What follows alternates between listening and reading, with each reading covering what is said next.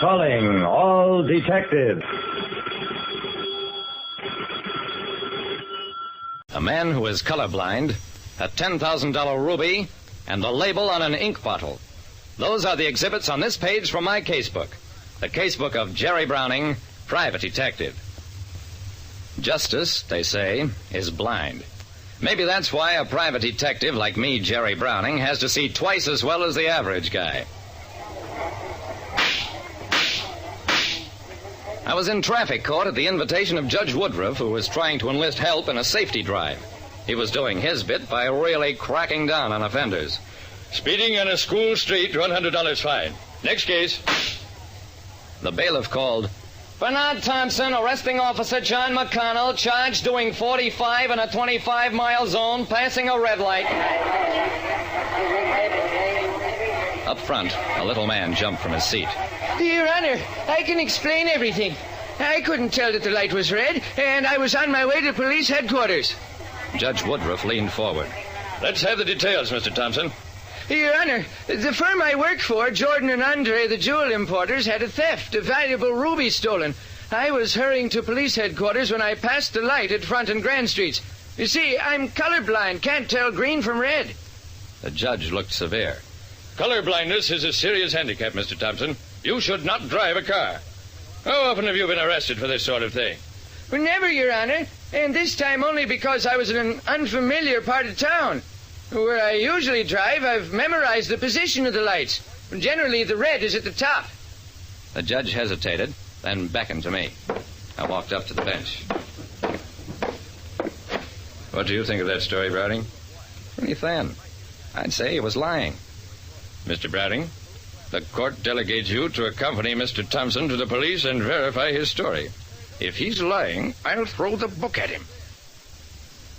A traffic court judge delegated me to verify the story of a speeder who claimed to be colorblind.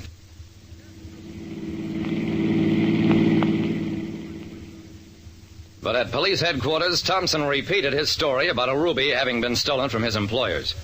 What is the stone and what's it worth? It's the Caswan ruby, very valuable. Insured, of course, but not for its full worth. Thompson then went on to say that his employers kept all unmounted stones together. The semi-precious stones right were the most valuable.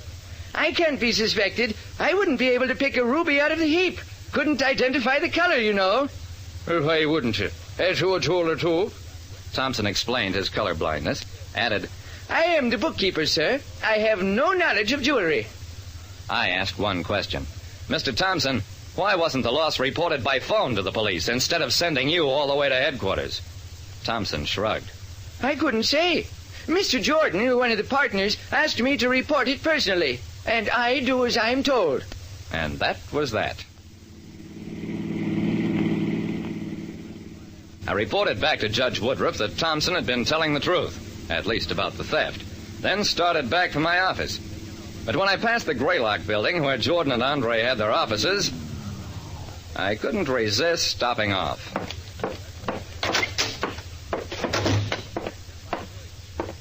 I had a talk with Jordan, who told me, frankly, Mr. Browning, we sent Thompson to the police because we wanted an opportunity to check his books. And what did you find? The books are in perfect order. We did Mr. Thompson an injustice even suspecting him. Maybe. Do you know that he's colorblind? I believe he's mentioned it. Mr. Browning, the Caswan ruby is worth $10,000. If you can recover it, I'll pay you 10% of its value. Mr. Jordan, that's a deal. The firm had 5 other employees, all with an employment record of over 15 years. Thompson had been there a little less than 3 years, which proved nothing. I found him in a little cubicle that served as his office. Being colorblind, Mr. Thompson, how do you know when you're making entries in red ink? It's very simple, sir. Look. He held up a bottle. I merely read the label on the ink bottles. This one says black, the other one red. I grinned. Okay. And by the way, Mr. Thompson, where did you work last? Why, in California for the Marwick Company in San Diego. I didn't care for the climate. A trifle too warm for you? No, Mr. Browning. Too damp. I let it go at that. But just as soon as I got back to my office, I wired San Diego for a complete report on Thompson. I checked with the insurance company, learned that the Coswan Ruby was insured for $5,000, valued at twice that much. I spent the rest of the day doing routine checks on the firm's other employees, got nothing of interest. The report on Thompson came in the next morning. He had worked for the Marwick Company, a high-class specialty store, as head bookkeeper for 7 years. Left of his own accord. I would have filed and forgotten the report except for one sentence. Thompson not colorblind so far as anybody here knows. Well, that was interesting. A man can't work 7 years at a place and keep something like colorblindness a secret. I picked up the phone.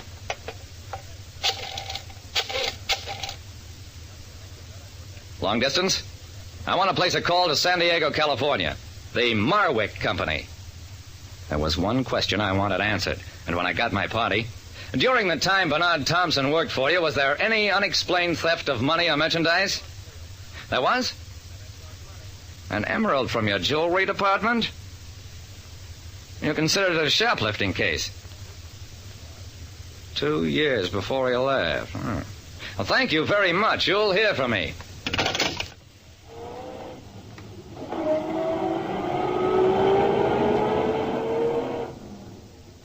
That evening, I had a conference with both Jordan and Andre, and the next morning at their office, I walked into Thompson's cubicle.